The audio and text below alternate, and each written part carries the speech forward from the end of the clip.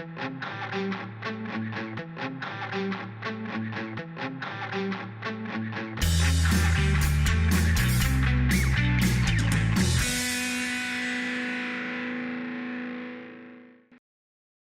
and welcome to another episode of FinTech Focus TV with me, Toby Babb. A couple of weeks ago I was out and bumped into Alex. Alex was talking to me about IT Pathfinder and immediately it resonated with me. I think it's a really, really important area that you're doing. We're going to expand on that and tell everyone a little bit about what it's about. So Alex, first and foremost, lovely to see you again. Thanks for coming in. Good to meet you again.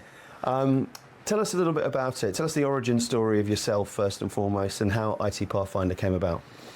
Well, just recently I joined a livery company, a worshipful company of information technologists, and we have various different working groups that are focused on getting more people involved in our industry.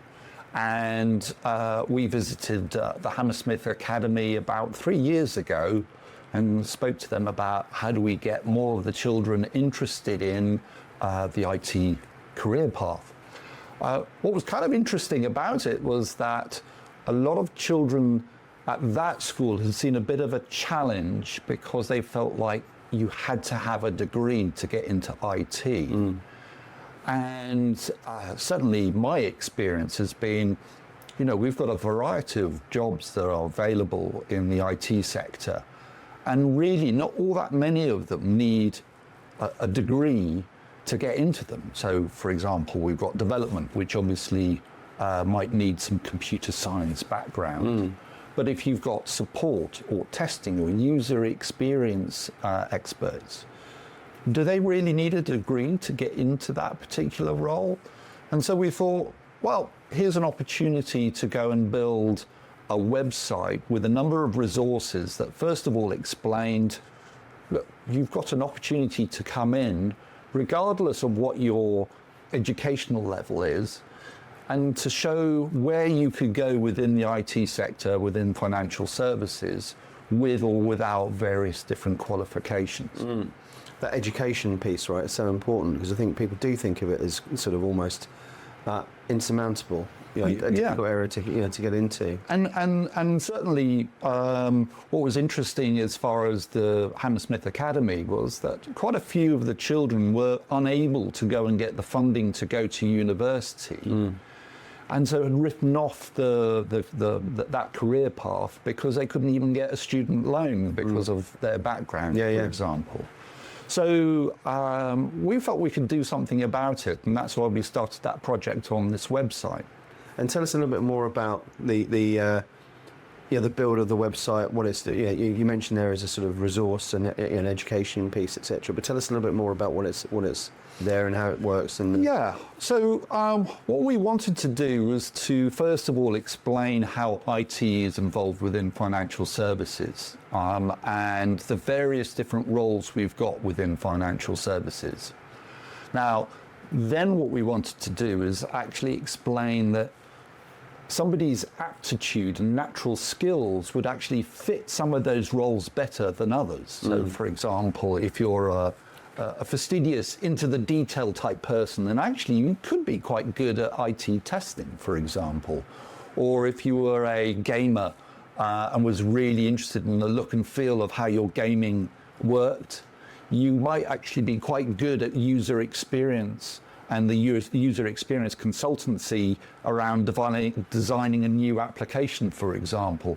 So that actually natural aptitude of people actually could fit quite well within various different parts of the IT careers that you could go to. Allowing people to know themselves. Yeah, exactly. And in fact, there's a little quiz at the back end of the sort of like the website to go and take you through. Do you like this? Do you like that? And what could be a good match to your aptitude? Then, having sort of like helped you think about what might be suitable, we've also got, well, what do I do next? Which is what preparation I need to go and do. Are there resources or people that can help me sort of like discuss my options further, for example? And then also directions to the sort of like typical entry-level jobs, point to other areas where there may be apprenticeships, and then also to universities where if you do want to go to university, what might be a good choice for your career path And where within you want IT. to end up alongside. Yeah, exactly, Yeah, exactly. So we've spent probably a good 12 months trying to go and develop that, so it's an end-to-end resource to go and help somebody to say, you know, if you're curious, how can I find out more?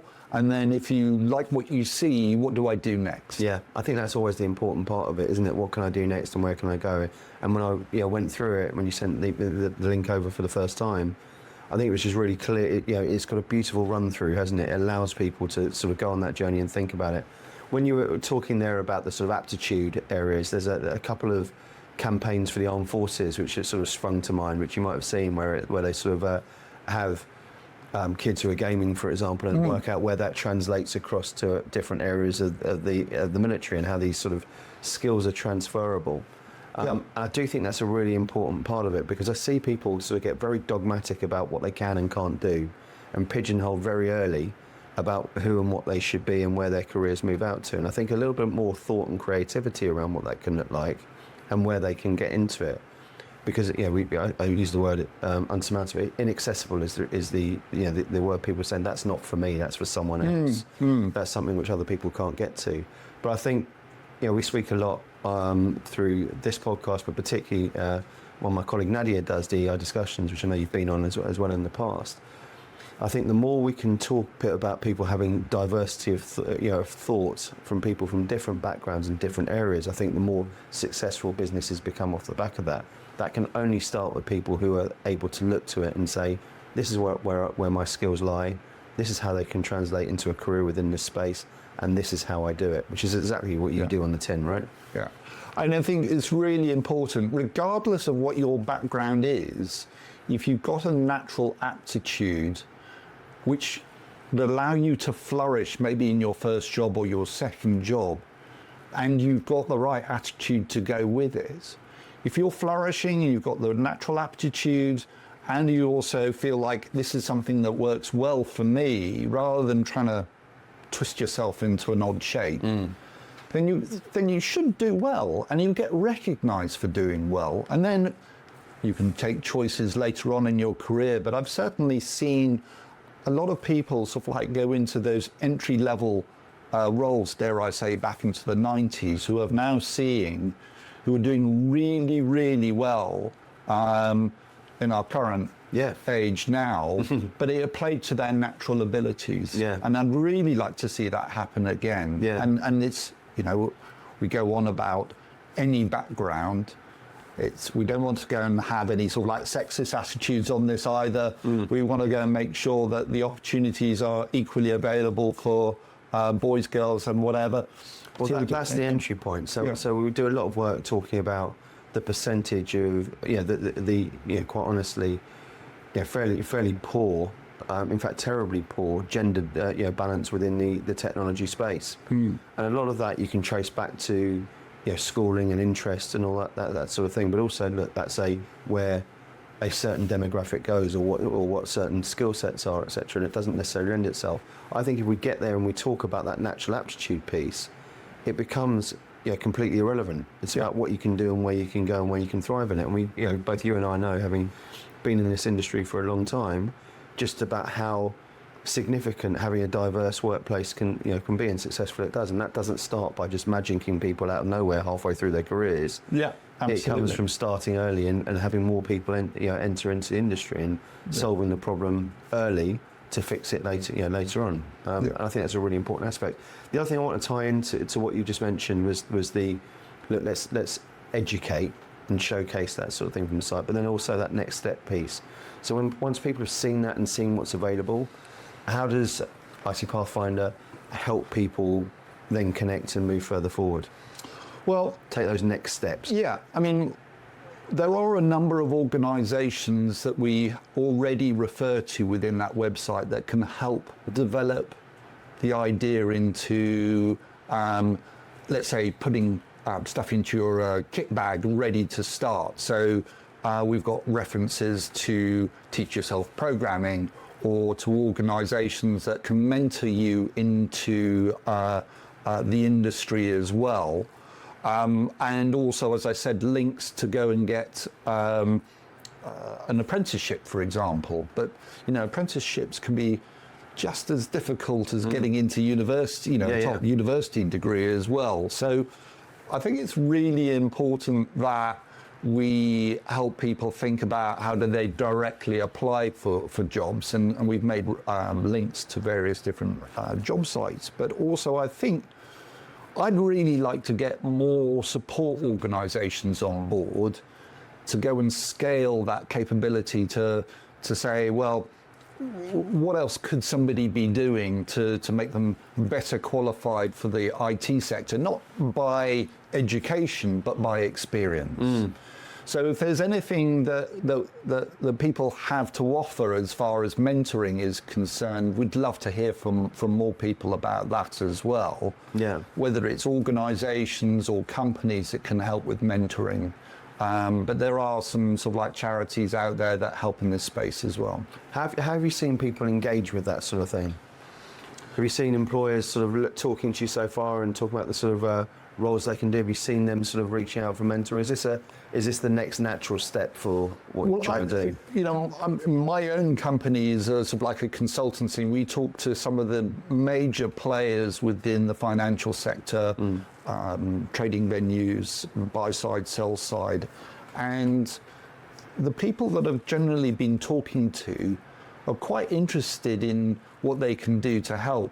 But I've put a sort of like challenge back to them, which is, well, can you speak to your HR department and think a little bit harder about what the entry-level qualifications could be? There are quite a few firms out there who are very keen to go and help, but when you actually look at their qualification requirements to apply for all of the roles, regardless, they're all looking for degrees. Yeah. And it just doesn't have to be a degree to go and do some of those roles. Yeah. And I think that's sort of my call to arms as far as firms are concerned. Please, please, please think about, do you really need to have a university degree to do this role? Yeah. And actually, it's a really good example. The FCA have actually been very clear to their own HR staff when they're hiring is to go and say, well, you absolutely have to be clear and justify the reason why you need to have a degree on the role for somebody to go and apply. Yeah. And I'd love to see more of that. Yeah. I think it's important, isn't it? Because as you say, look, there'll always be a certain reason that people will go to do degrees, and there'll be a reason why it should count for something within that process. But is it necessarily needed for an application? And should people be there and be seen at either level of it, and people can then decide which one's the more qualified or the better person for that sort of job? And I think, I've never been fully comfortable with the must have a degree, be it at entry level or further on in it. I've known some phenomenal people. There are people there who have I'm thinking of someone directly in my mind at the moment who was nowhere near a degree, who's just had an exit for several £100 million from where they go in our industry. And I think when you look at that sort of thing, it's incredibly short-sighted to shut the doors to people who could be the right people for the job, and that's something which I think is really important. And as soon as you put it as a requirement, if you're using any sort of like technology to filter through CVs, it's immediately saying no to certain roles. So it's really important that hopefully we can persuade more firms to go and think twice about what they put in as minimum criteria as well. I think there's an interesting thing at the moment. We touched on this before we came on air, and I had this sort of growing sense of unease around the entry levels, companies able to invest in entry level staff. You see it in various cycles. So 2008 was when the financial crisis came, people stopped investing at entry level positions. What happens then is 2-3 years later, people are looking for those candidates with 2 or 3 years experience, and they don't exist because they weren't created at that sort of stage. Same in after the dot-com bubble. Same in 2020. There's these forward stored issues that we see across the industry.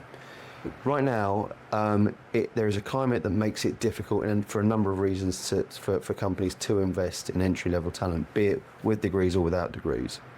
And I fear that sort of narrative that's playing out in the press probably prohibits people from even thinking about this sort of thing, which is why I think things that, why when you talk to me about this and I looked it up, I really wanted to speak to you about it and sort of do what we could to help share the message. Because I think employers need to think about investing and why it's an important investment to be making, how well it can do.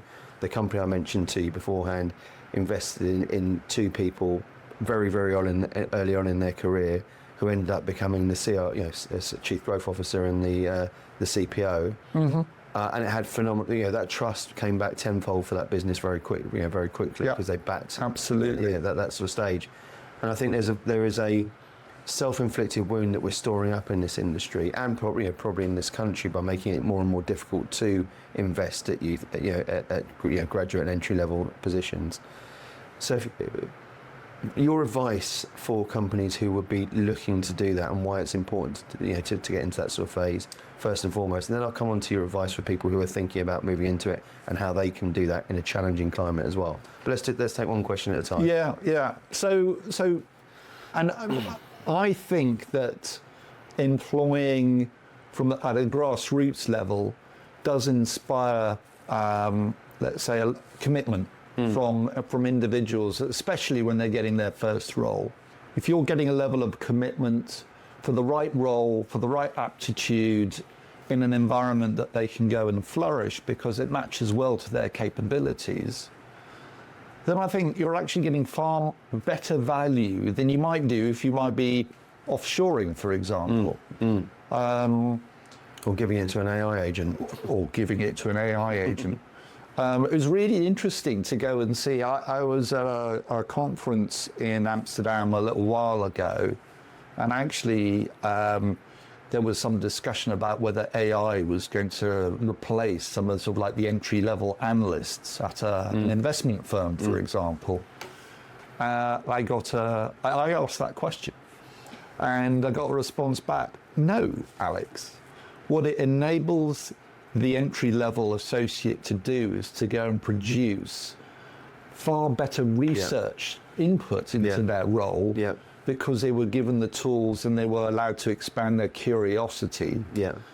But this is incredibly important, right? They're really important. Yeah, because I think that's the popular sensationalist narrative that sells newspapers is that junior level jobs are now the reserve of AI. And actually, what I think it's absolutely right is it enhances and turbo boosts entry level people to become productive far quicker. Yeah. And that's the key. You still need drivers. That's the message. You still need drivers of AI, somebody to go and actually steer the AI ship. Yeah.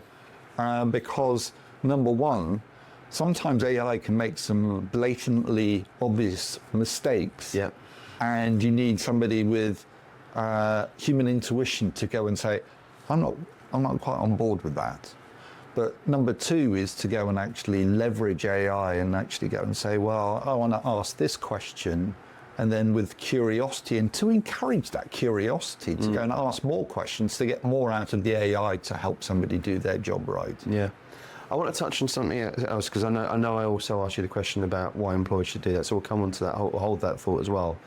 But another thing I saw in the paper that just this week, and I put it out on LinkedIn, and I deliberately sat on the fence and didn't give my opinion on it all because I wanted to see what sort of opinion it garnered. And there's some interesting thoughts, exactly as I thought it would do. So it's a sensationalist headline and a sensationalist set of data that basically biased a decision about a Gen Z. So you're someone who's obviously been talking, looking, speaking to people in this sort of world, seeing what sort of skills they've got, investing, urging people to invest in youth at the moment. The easiest thing in the world is to talk about, that they don't work as hard in my day. So the whole thing was the premise of the article was Gen Z are more anxious about office chat than they are AI. So they're not worried about AI taking their jobs. 43%, forgive me if the exact numbers aren't exactly correct, but 43% were anxious about meeting new people at work. 38% were anxious about small talk in the office. 30% were anxious about picking up the phone. The whole thought was they want therapy, work from home. 68% would work from home if they could. All of these sort of things came together, and it was creating a narrative that we've got this anxious, work shy, socially awkward, reclusive generation from 16 to 29 that are coming through, and will do everything to avoid work, which is absolutely preposterous. And the numbers that they were doing it, and one of the ones that the comments that came through was that there are certain elements that this is of truth in that data that came through, but that truth is we've got to adapt to look at that sort of thing and get the best out of people in a new world. And I think that's a really interesting thing. I spoke to some of the younger people in the office. I spoke to a few people who I know about it. I thought it was a really interesting set of data. But it's so lazy as far as I'm concerned. Every generation looks at the generation behind them and say they don't work as hard as we do, they weren't as good as we do. That's just a stat, a fact. But what you're looking for is to badge generation, Gen Z, with any sort of brush and say they don't do this or they don't do that. It's completely lazy. I think it's about looking at the skill sets and looking at the strengths and saying, right, how do we make sure that we are creating the environment for those people to flourish and utilise those skill sets? There's a massive opportunity that's instead just presented as a problem. And, Sorry, that was a soapbox. Well, I've got 3 kids, 21, 20, 18. Yeah. All the right age that you're talking about. And I would say they all work in a different way. Yeah. But they all actually work really hard. Yeah. And given the right environment, work really well. Yeah.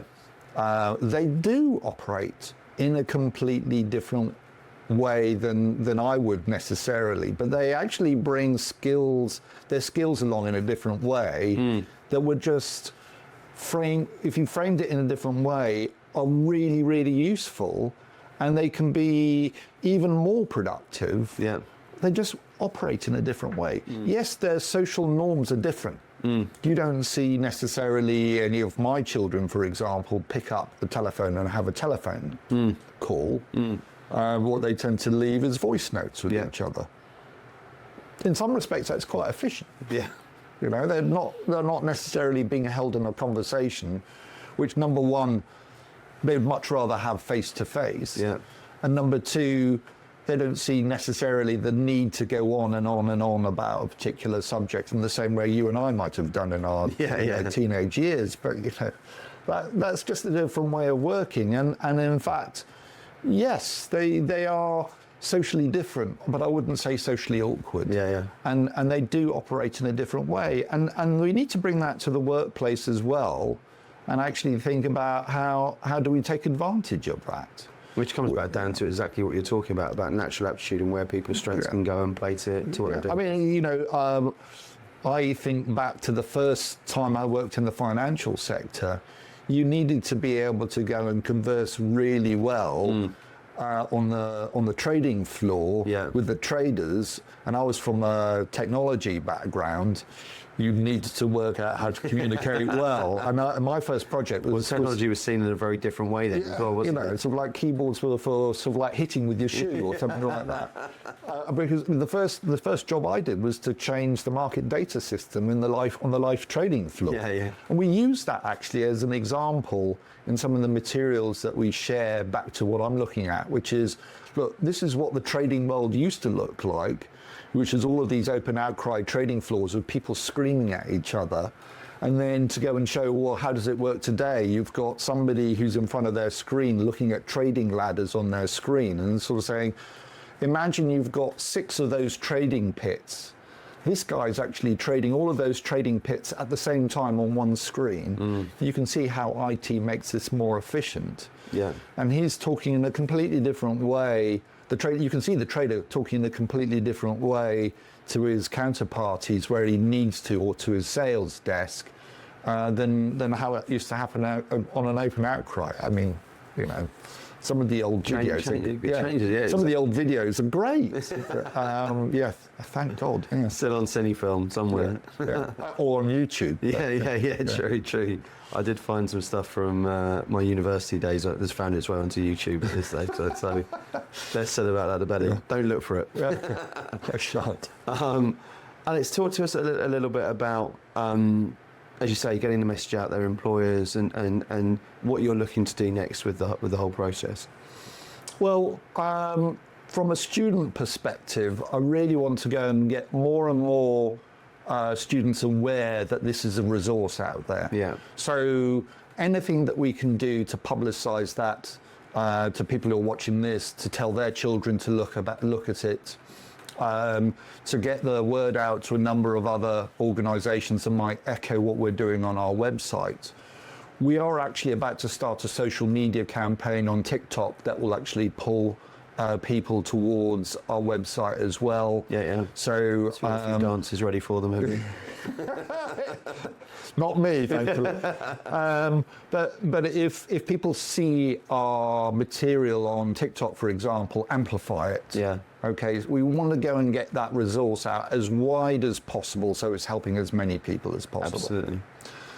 From another perspective, if you're an organisation out there who can support us in getting the message out there, or to mentor children, and we want to go and advertise the fact that you help people out in that respect, we want to get your organisation promoted on our site as well. Tell us what mentoring actually means to you in that instance, because it does.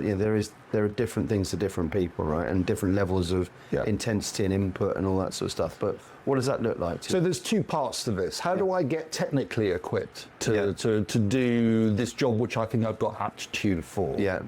But also helping students to get in the right mental headspace to go and approach an employer as well, or to find out which employer, and how to do not only respond to an advert, but also potentially do a cold call and sort of say, look, I really want to work for your organisation. Yeah. So there's two parts of this, that technical training aspect, and also helping somebody sort of like get the confidence to respond to an advert, and to get into people's headspace that, do you know what, there are going to be 100 rejections before you get that role. Even if you're really good, you're still going to get 100 rejections or more. So that resilience is really important. That resilience is super important. I used to moan about the fact that I came out of university and I had to go and write 100 letters. And it was relatively straightforward then. Lick the stamp, put it on your envelope, and think about all the stamps that I've sort of like spent money on. But there's much more required on these online applications now, and if there are organisations that can help people get into the right space, I'd love to go and talk to anyone as well if I can. I think that's a really important part of thinking too, because you mentioned there the online applications, and immediately as you say online applications, my head goes to companies that are effectively having bots go through things and doing tick boxes to get rid of people there who haven't necessarily been seen into it. The human aspect is incredibly important in recruitment. I've done 25 years of it, and there are certain things where a CV can give you a picture, but actually it's that aptitude, that person, that ability, and I know it's difficult, but I think there has to be a little bit more dog work in this, of actually going out there and seeing humans rather than sort of like matchmaking through algorithms. I think that I was speaking to someone at a major consultancy, really, I won't say who they are. He's very senior in that business, and he's got a great concern that people will go through 3 stages of interviews before they're speaking to an actual human. That might scream efficiency in some instances. It screams disaster to me in terms of what the talent drain that comes out of it. You miss out on opportunities to go and find somebody who's got some of the aptitude that fits better than necessarily the experience or the sort of like the knowledge at that stage. And that's what I want to see employers doing. And we do have some guidance on our website about how to write your CV, how to go and pull out what's important. So we've got some... And adapt it to each that you apply to. Exactly.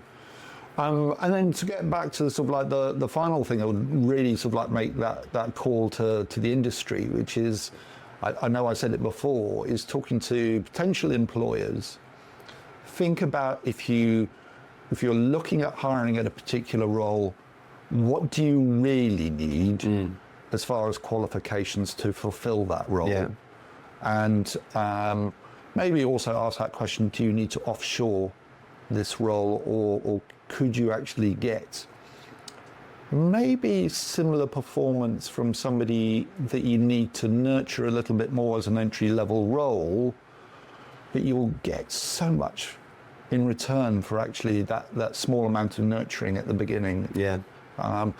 In effect, actually, I'm starting to think that offshoring is getting more and more expensive anyway. So Well, it's more and more expensive and less productive, as far as I can tell. I think there's so many people who've done it, looked at it, and then retraced their footing a little bit on the whole thing. And I'm a big believer in investing in this country. I'm a big believer in investing in talent in this country. yeah.